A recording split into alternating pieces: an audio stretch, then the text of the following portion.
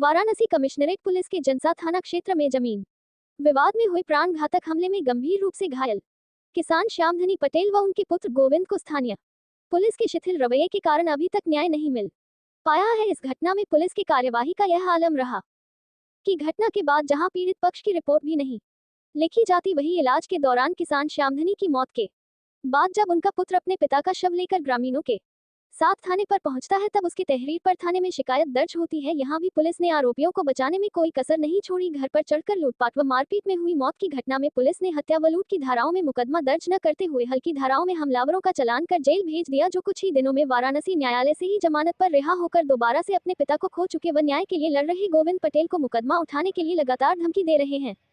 ज्ञात हो कि किसान श्यामधनी की जमीन पर उनके पट्टीदारों द्वारा कब्जा करने का मामला कई बार जनसा थाने पर पहुंचा, लेकिन स्थानीय पुलिस द्वारा कभी भी दोषियों के खिलाफ कोई कठोर कार्रवाई न करने से उनका हौसला लगातार बढ़ता रहा, जिसका नतीजा रहा कि 4 जुलाई 2024 को दबंग पट्टीदार किसान श्यामधनी की जमीन को घेरने के लिए पहुंचे और विरोध करने पर पिता पुत्र को मारते हुए घर में लूटपाट कर चले गए। घटना की त्वरित जानकारी होने के बाद भी स्थानीय पुलिस द्वारा दोषियों पर कोई कार्रवाई नहीं की गई, किंतु जब इलाज के दौरान किसान श्यामधनी की मौत हो जाती है तब ग्रामीणों के दबाव में पुलिस दोषियों के खिलाफ शिकायत दर्ज करती है।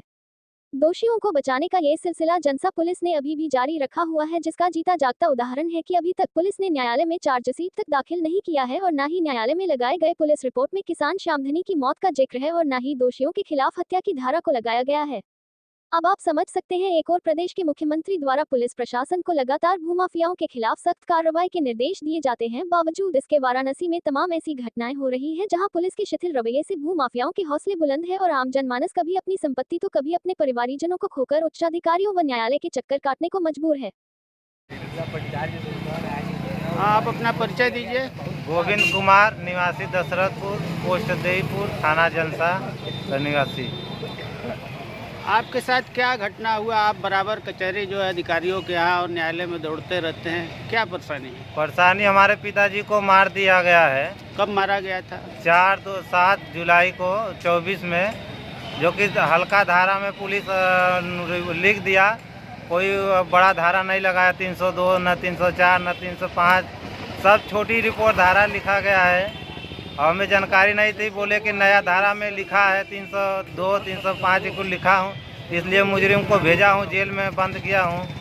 उसके बाद ये लोग। आप थोड़ा स्पष्ट बताएं कि किससे विवाद था, किन लोगों ने मारा पीटा, पिताजी की मौत कैसे हुई?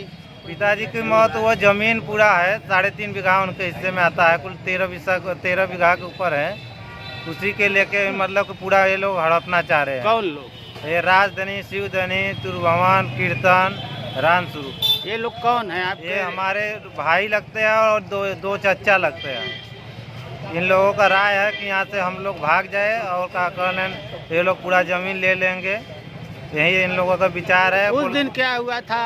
उस दिन जमीन को ये लोग बाउंड्री कर वो पूरा बनवाने चाहते हैं, बोले कि यहाँ से 84 नंबर से जैसे भाग जाओ, हम पूरा एक कब्जा ले लेते हैं, उसके बाद हर जगह कब्जा करके तुम लोगों को मार के भगा देंगे।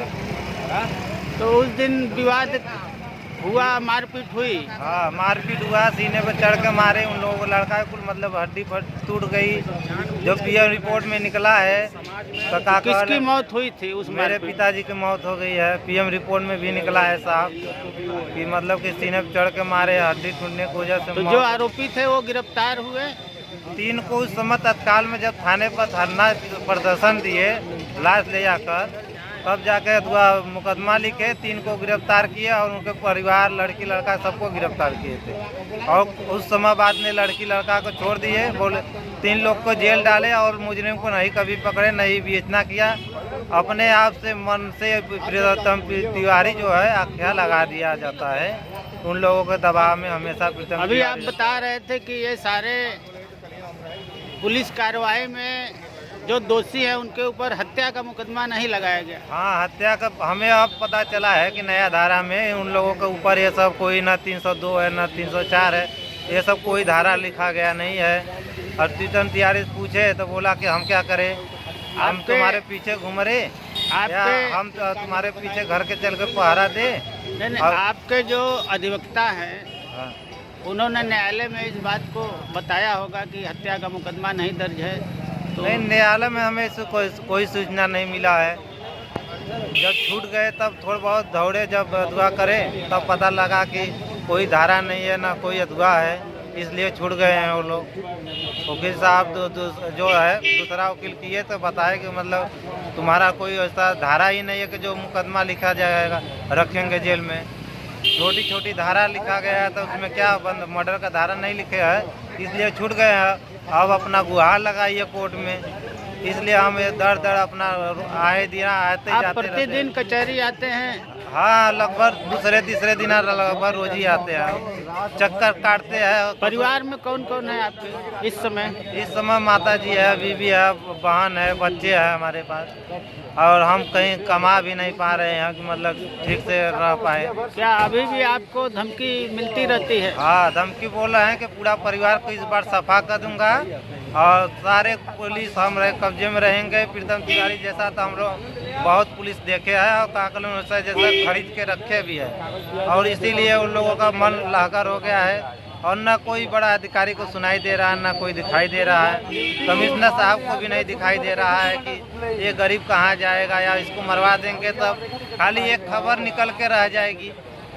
तो उन लोगों का कमिश्नर साहब मन लहकर कर रहे हैं। हम चाहते हैं कि हमें न्याय मिले।